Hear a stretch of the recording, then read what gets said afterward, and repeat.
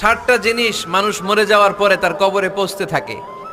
ইন্না মিম্মা ইয়ালহাকুল মুমিন মিন হাসানাতিহি বা'দা মাউতিহি, মানুষ মরে যাওয়ার পরেও যে 60টা জিনিস তার কবরে পৌঁছায় তার মধ্যে একটা হচ্ছে মসজিদান বানাহু, সে যে মসজিদ বানিয়ে গিয়েছে ওই মসজিদের সওয়াব। সুবহানাল্লাহ পড়েন।